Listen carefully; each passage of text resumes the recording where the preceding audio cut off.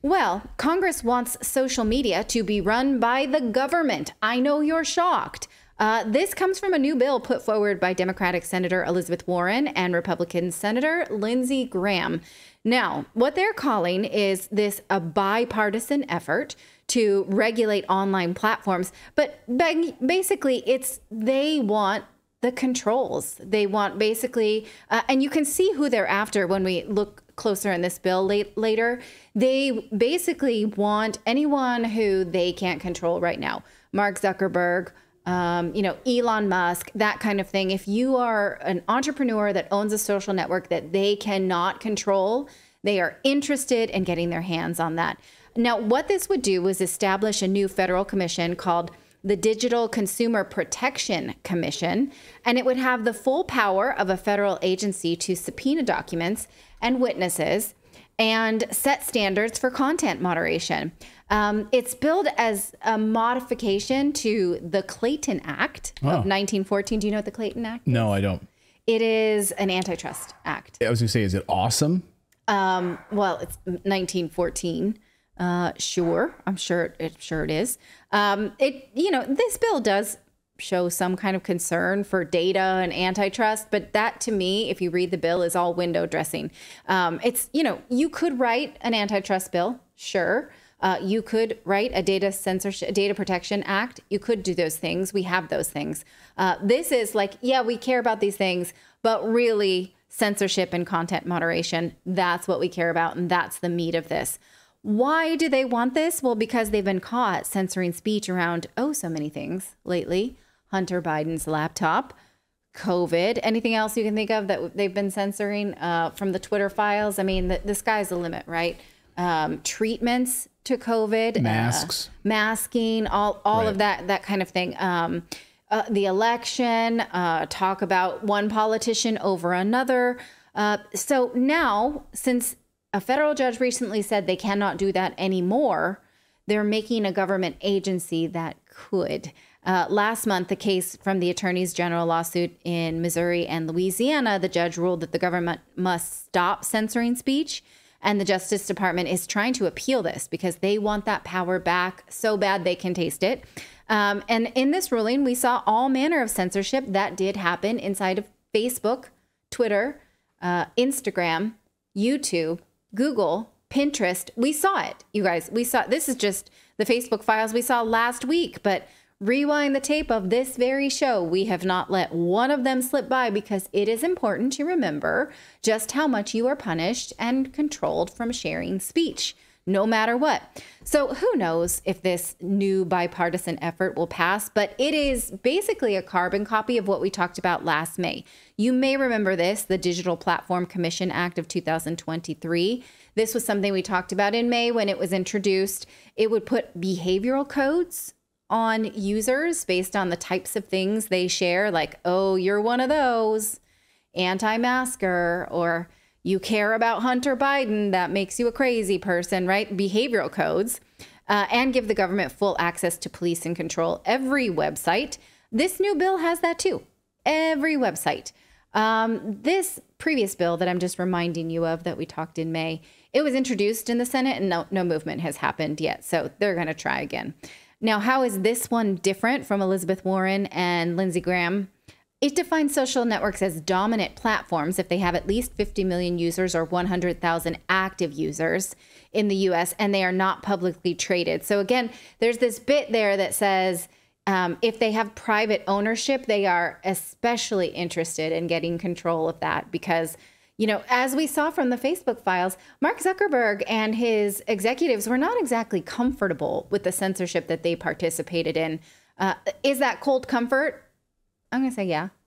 I did find that a little bit of a cold comfort. Not to Congress, though. So if there's like one gatekeeper, they are especially interested in that. Now, if you get designated as a dominant platform, then these companies have to pay a license and pay to keep that license active. And there are very strict wording here about if you have repeat offenses about content moderation, you can have your license revoked. So we saw yesterday in the Facebook files that there was a Biden official, a Biden administration official who had said, I want this removed. And when it wasn't, he was pissed off about it. Well, he wouldn't have to call and scream anymore with this new agency. He could just get them punished. Bang. That's done. You don't have to lose your cool, as we've seen so many times. Twitter was given the business. Facebook was given the business. Every time they did not comply with a government request, they were screamed at. Well, now they can be punished. I think, and who's going to be the policing unit of this?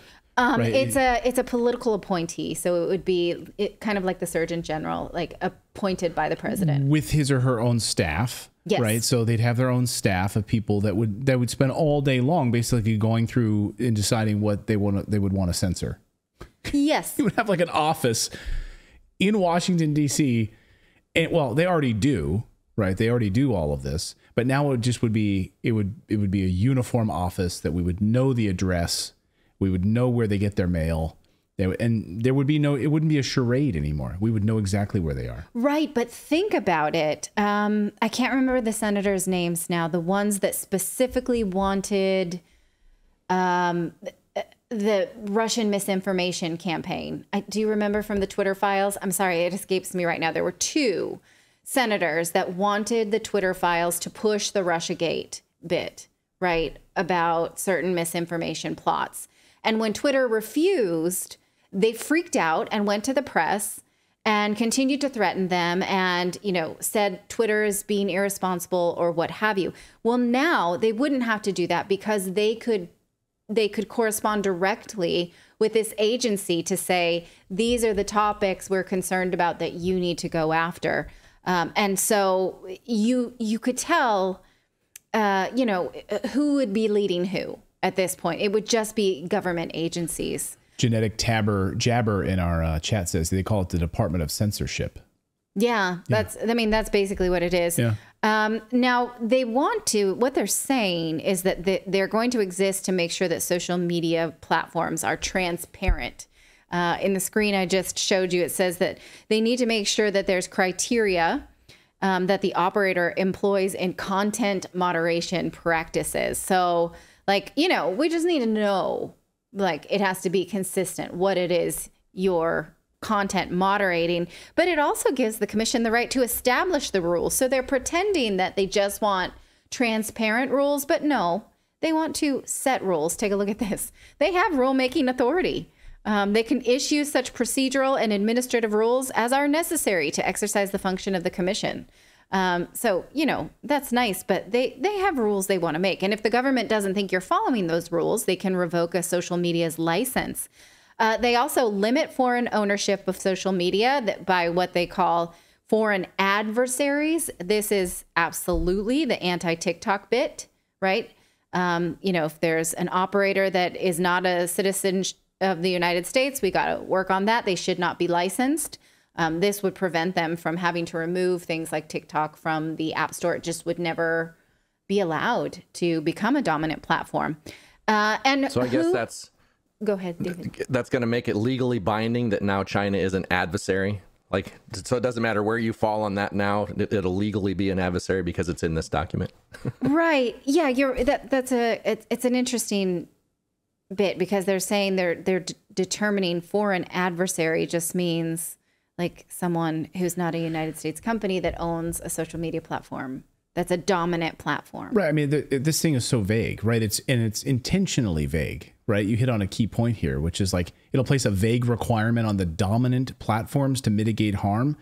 Websites are required to mitigate the heightened risk of physical, emotional, developmental, or material harms on the dominant platforms, according to the bill. Right. And we've talked about many times that this idea that your mental health is falsely equated with your bodily health, and that if something online is causing you distress, then you can make the equivalency of the fact that that's causing you real harm. So we can police that. Right. And then so if the bill empowers the commission to standardize the content, also the moderation content, so there'll be a standard of what speech is. Well, you know exactly what that will be. It will be no misgendering, period. So if,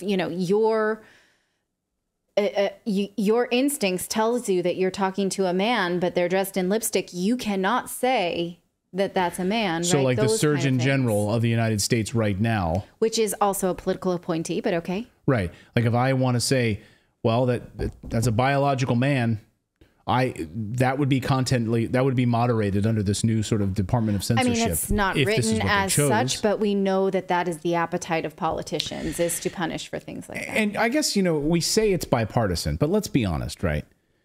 Elizabeth Warren and Lindsey Graham chairing this, they are one party. These are not like the politicians who are going to make changes in this country. It's a uniparty. They are part of one party. Yeah, and that's a good point. There's no daylight between Lindsey Graham and Elizabeth Warren on anything. And so this idea, we keep saying it's bipartisan. It's really not. No, they're both neocons. Essentially, yeah. You vote for, yeah, exactly. Who want to police speech and control actions. Sure. Yeah, I would say they're yin and yang. Yeah, right? I mean, Elizabeth Warren wants to take over our entire money supply, control all of that, control speech. Lindsey Graham wants to invade Mexico. He wants to kill as many Russians as he can. There's no daylight between these guys, and they both vote for the same thing. So it's one party. It's one party, the ruling class, as John says in our chat. Yes, exactly. All right, that's a good point. And who is the agency that we saw really acting the most for content moderation? Besides the Biden administration, it was the FBI that's been doing this the most. This bill would give the Justice Department a say in censoring social media. It says this committee will consult with the Justice Department on, right and wrong, good and bad. Now, that's the same department that has been censoring social media all along and now is not supposed to. Senators Warren and Graham are out there talking all kinds of nonsense about why this bill is needed. They're making a shitty argument about it. I know people don't like when I curse, but their argument about it is shitty. It's nonsensical. It's just the New York Times ran it. So they're, using it as like, yeah, we're really going to show social media because some of the problems they say is Google preferences their flight search. Amazon lists things from small businesses. This bill doesn't address any of that. They're just talking like in general about the internet. Like also, if I push Command 2, that makes a euro sign. Like it's just stupid. They're just talking about their experience on the internet and then introducing a bill that it is a power grab and an expansion of government with yet another federal agency. It's really dumb. It's one of those things where it's spurious. One thing doesn't address the other. Let me know if you have a different read on this. A link to it was posted in this morning's newsletter. So if you have your newsletter, you have your copy close to your little fingers.